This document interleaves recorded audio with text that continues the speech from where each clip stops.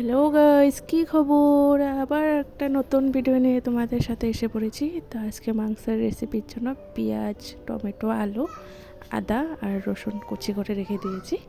তো এখানে মিক্সারে গ্রাইন্ড করবো বলে, তো এখানে মিক্সারের মধ্যে দিয়ে দিয়েছি সব কিছু। তো গ্রাইন্ড করা হয়ে গেছে। তো এই তো দেখে নাও, সবাই মিক্স হয়ে গেছে। তো এখন সেই তেল গরম করার জন্য দিয়ে দিচ্ছে আলুগুলো ভাজবো বলে। তো আলুগুলো তেলের মধ্যে দিয়ে দিলাম। তো সেই আলুর মধ্যে এখন অল্প হলদি গুঁড়ো আর লবণ দিয়ে ভেজে নেব সব। তো ভাজা হয়ে যাচ্ছে, দেখে নাও। দিয়ে দিয়েছি, তো অল্প হিলিয়ে নেব, নেওয়ার পর অল্প ঢেকে দেবো অল্প সময়। তো এখানে মাংসগুলো ধুয়ে এনেছি। তো মাংসের মধ্যে সেই মশলা গুঁড়াগুলো দিয়ে দিচ্ছি, সাথে লবণ, হলুদ আর জিরে গুঁড়ো আর মরিচের গুঁড়ো দিয়ে ওটা ম্যারিনেট করবো। তো হাতে মেখে নেব। তো এদিকে অল্প দেওয়ার পরে আমি আলুগুলো অল্প উল্টে দিয়েছি, তারপরে মাংসগুলো মেখে নিয়েছি, দেখে নাও সবাই। তো মাংসগুলো অল্প সময় মেখে ম্যারিনেট করে রেখে দেব। তার সাথে অল্প পেঁয়াজ কুচিও দিয়ে দিয়েছি।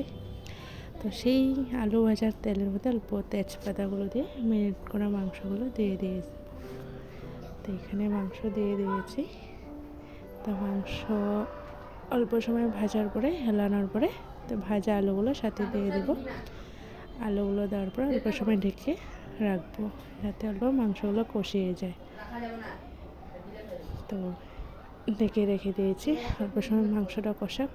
তো হয়ে গেছে আমার মাংস কষানো। কালারটা সবাই দেখে না, অল্প দেখতে তো ভালোই লাগছে, আমি জানি না।